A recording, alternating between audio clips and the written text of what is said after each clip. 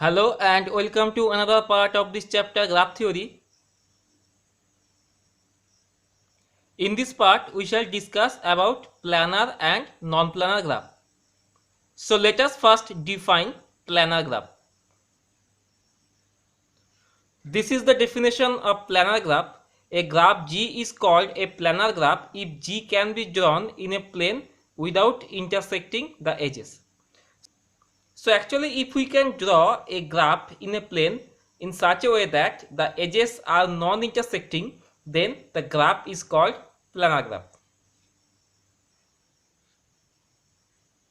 Let us consider this graph. Now this graph is a well-known graph. It is denoted by K3, the complete graph having 3 vertices. Now we find that we can draw this graph in a plane in such a way that the edges are non-intersecting. Then this graph is an example of planar graph. Next we consider this graph. Now this graph has 4 vertices and 6 edges. So actually this is K4. Now here you can see that 2 edges are intersecting, but we can draw this graph in an alternative way such that the edges are non-intersecting. As for example, if we draw this graph like that, the 4 vertices, next we connect these 4 edges. Now we connect this edge. Now the remaining edge between this vertex and this vertex, we can connect these 2 vertices by this edge in an alternative way.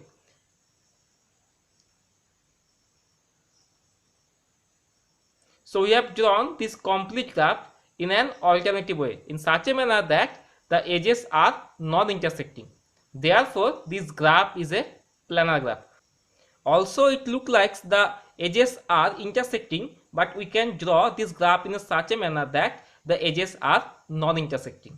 So, this is an example of planar graph. Now, this is a planar graph, but its representation is not planar here. But this representation is planar. So, this is called the planar representation of this graph. So, we have defined planar graph. Now, we shall define non-planar graph. Actually, a graph is called non-planar graph if the graph cannot be drawn in a plane without intersecting the edges.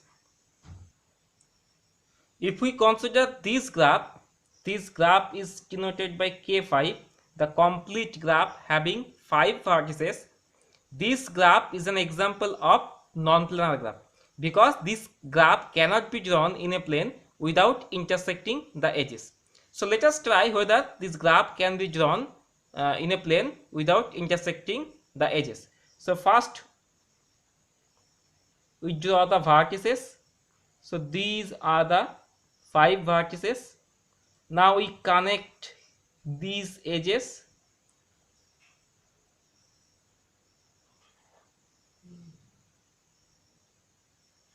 So we have connected 5 edges. Now let us also connect this 6th edge. Now we are connecting the 7th edge. Now we need to connect these 2 vertices. So this is our 8th edge. Now we need to connect these 2 vertices and these 2 vertices. So if we connect these 2 vertices by this edge, so now we have already connected 9 edges. So only one edge is remaining. This will be between this vertex and this vertex. Now we see that we cannot add the edge between these 2 vertices without intersecting the edges. Therefore, this graph is not a planar graph. This is a non-planar graph. So the complete graph K5 is non-planar graph. Now this graph is known as Kuratowski's first graph. It is called Kuratowski's first graph.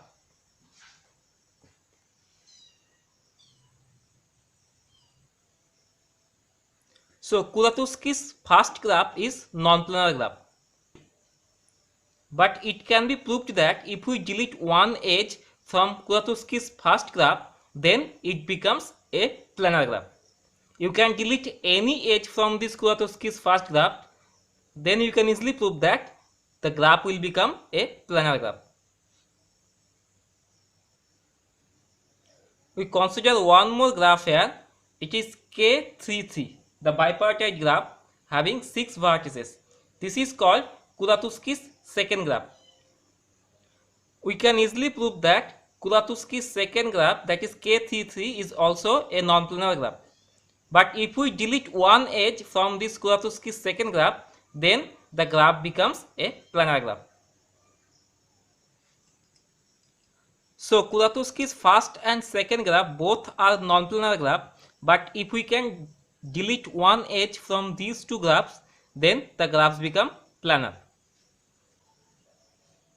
Now we define face of a planar graph. As I have defined that a graph is called planar if it can be drawn in a plane without intersecting the edges. If we draw a planar graph in a plane, then the entire plane is divided in a number of regions by the edges.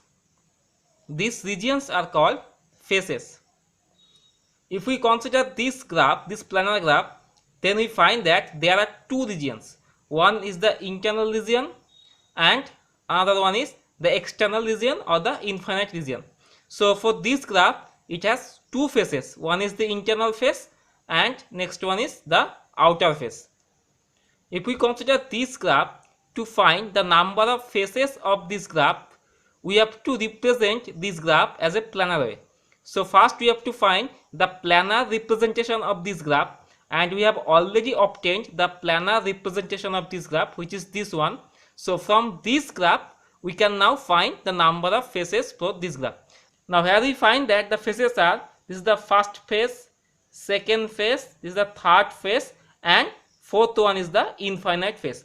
So for this graph the number of faces is 4. Similarly, for any planar graph we can find the number of faces. For some simple graphs we can easily find the number of faces by counting the number of regions.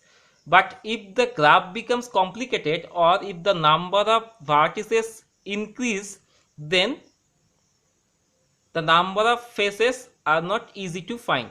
In that case, Euler's formula is very important, and from this formula we can easily find the number of faces of a planar graph.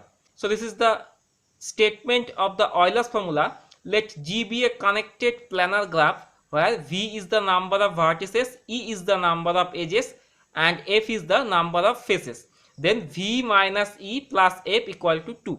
That means for a planar connected graph, the number of vertices minus the number of edges plus the number of faces equal to 2. So if the number of vertices and number of edges are known, then we can easily find the number of faces by using this formula. Now we shall prove this formula. We start the proof here. We shall prove this formula by using mathematical induction on the number of faces. So we have to prove the statement is that for a planar connected graph having n number of faces, this formula satisfies. Now first we assume that the number of faces equal to 1. So if we consider one connected graph for which the number of faces is only 1, that means we are considering tree. Because a tree does not contain any circuit or cycle. Now if a graph contains a circuit, suppose we consider this circuit. If a graph contains a circuit or cycle, then the number of faces will be greater than 1. If the graph contains a circuit or cycle, then for this cycle only we have two faces. One is internal face and another one is external face. So here it is given that the number of faces is equal to 1. That means the graph contains no circuit or cycle. So the graph is a connected graph which contains no circuit. So therefore the only possibility is that the graph is a tree. And for a tree, we know that the number of edges, this will be the number of vertices minus 1. So in this case, the number of faces equal to 1, the number of edges equal to the number of vertices minus 1. So let us find V minus E plus F. The V minus E equal to V minus 1. So it is V minus 1 plus F equal to 1. So this is equal to 2. So V minus E plus F equal to 2. That means if the number of faces equal to 1, then the Euler's formula is satisfied. So the statement is true if the number of faces equal to 1.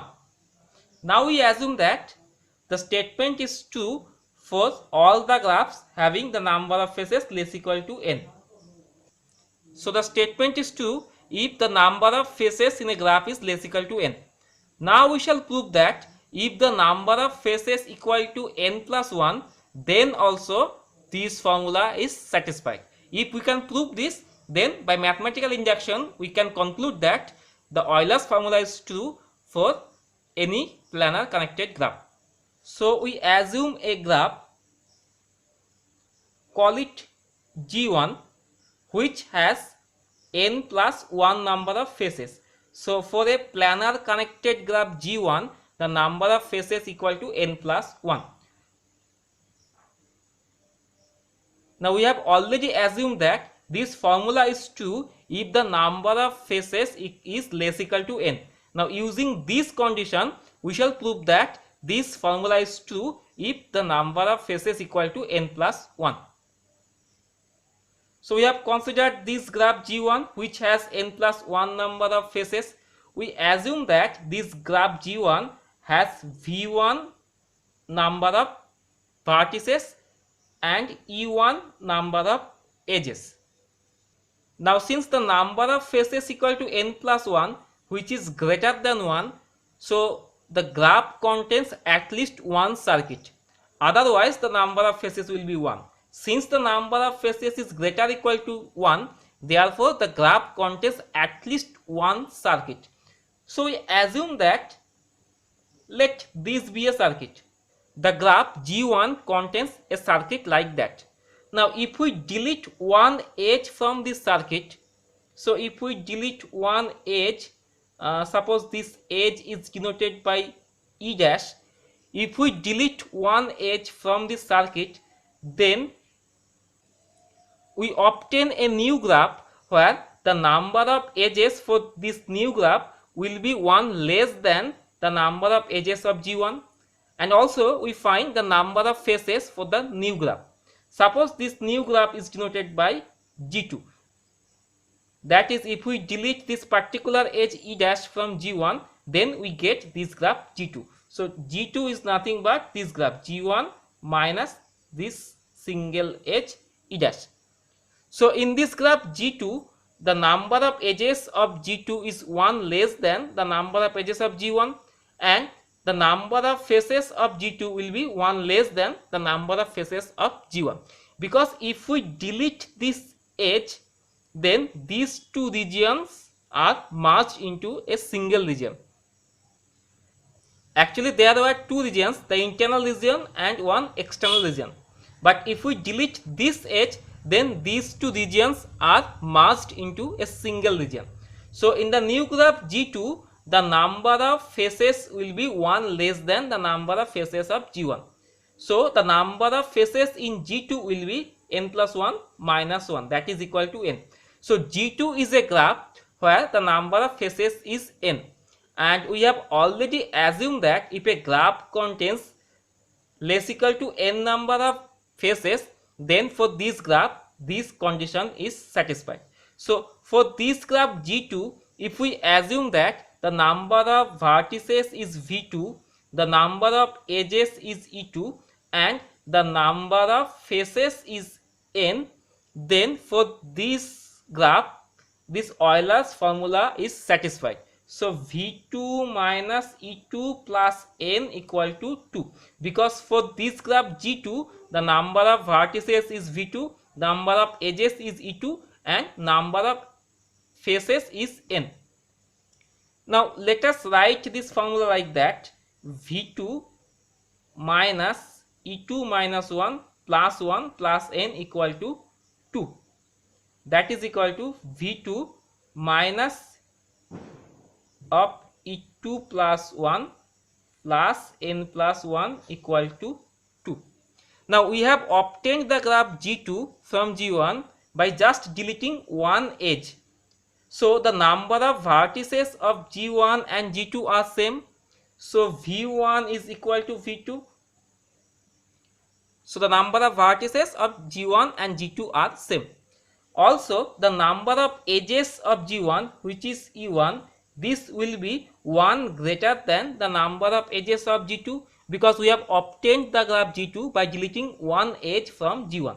So the number of edges of G1, that is E1, this will be equal to the number of edges of G2, which is E2 plus 1. And also the number of faces of G1 is n plus 1. So from this formula we find that V2 is equal to V1. So V1 minus E2 plus 1, this is equal to E1. So this will be E1 plus n plus 1 is the number of faces of G1, that is equal to 2. So here we find that for the graph G1, the number of vertices minus the number of edges plus the number of faces is equal to 2. So for this graph G1, this Euler's formula is satisfied. Now this graph contains n plus 1 number of faces. So earlier we have proved that if the graph contains only one face, then Euler's formula is satisfied. And we have assumed that if the graph contains less equal to n number of faces, then Euler's formula is satisfied. And using this condition, we have proved that if the graph contains n plus 1 number of faces, then also Euler's formula is satisfied. Therefore, by using the theory of mathematical induction, we can conclude that this Euler's formula is true for any planar connected graph. So that completes the theorem that for any planar connected graph, the number of vertices minus number of edges plus number of faces equal to 2. So this formula is known as Euler's formula. Using this formula, we can easily find the number of faces of any planar connected graph.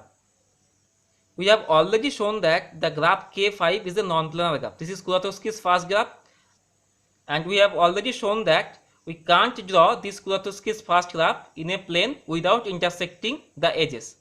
Now we shall prove that Kuratowski's first graph is non-planar analytically. So we shall prove this by using the contradiction. So if possible, we assume that K5 is planar and K5 is connected graph, and we know that the number of vertices of K5 is 5 and the number of edges of K5 is 10. This is the complete graph having 5 number of vertices. So for the graph K5, number of vertices is 5 and number of edges equal to 10. From here we can easily find the number of faces, because if K5 is planar and connected, then it satisfies Euler's condition or Euler's formula. Therefore V minus E plus F this equal to 2. From here we find that 5 minus 10 plus F equal to 2, that is equal to F equal to 7. So if K5 is planar, then number of faces of this graph is 7. Now since this number of faces is 7, which is greater than 1, so K5 contains some circuits. So let us consider two adjacent circuits here. So for each region or each face, there are at least 3 boundary edges. So if we assume that the number of boundaries is equal to, suppose we call it K. So K is the total number of boundaries in the graph. Now here we find that for each face, it is bounded by at least 3 edges. So for f number of faces, the graph has at least 3 into f number of boundaries. So the number of boundaries k, that will be at least 3f. So it is greater or equal to 3f because for each face the number of boundaries is at least 3 and the graph contains f number of faces, so the number of boundaries is greater or equal to 3 into f. Now here we find that this edge is the boundary of two faces, this face and this face. This face is the boundary of two faces, this face and this face. Therefore, each edge is acting like the boundaries of two adjacent faces.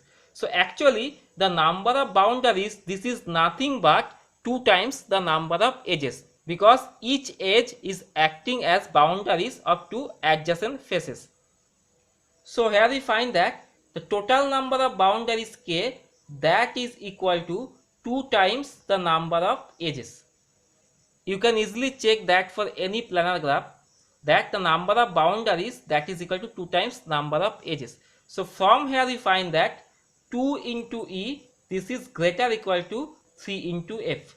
Now for this graph we have assumed that this is planar graph. So for this graph this is 2 into 10, because e equal to 10, this is greater or equal to 3 into f, f is 7.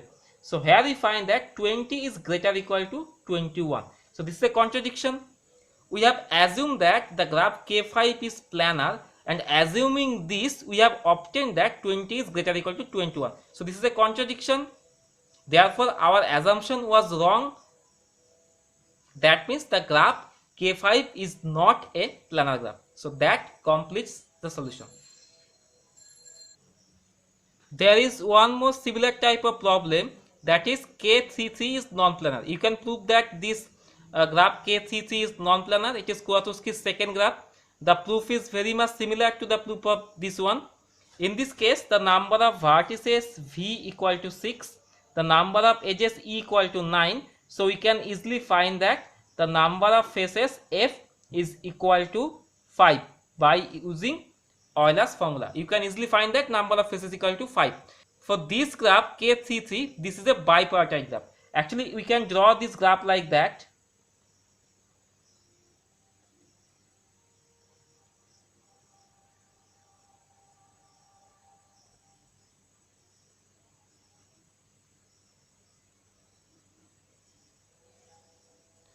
So this graph K33 can be drawn like that. It is a complete bipartite graph.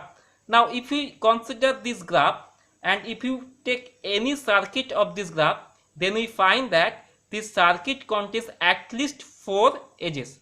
So for every circuit or for every face, the number of boundaries is greater or equal to 4. So in this case, the total number of boundaries k will be greater or equal to 4 times the number of faces. So k is greater or equal to 4 into f. You can remember that for any bipartite graph, the total number of boundaries, that will be greater or equal to 4 times number of faces. Because for bipartite graph, each face is surrounded by at least 4 boundaries. And we know that k is equal to 2 into e, because the number of boundaries is equal to 2 times the number of edges. So 2 times e, this is greater or equal to 4 times f. Now here e is equal to 9 and f equal to 5. So 2 into e, that is 18. This will be greater or equal to 4 into 5, which is 20. So this is again a contradiction. If we assume that K33 is planar, then consequently we have obtained that 18 is greater or equal to 20, which is again a contradiction. So therefore our assumption was wrong. That means the K33 is not a planar graph. So that completes the solution. So with this we complete this part. In this part we have considered planar and non-planar graph. In the next part we shall consider the graph coloring. So see you in the next part. Until then, thanks for watching.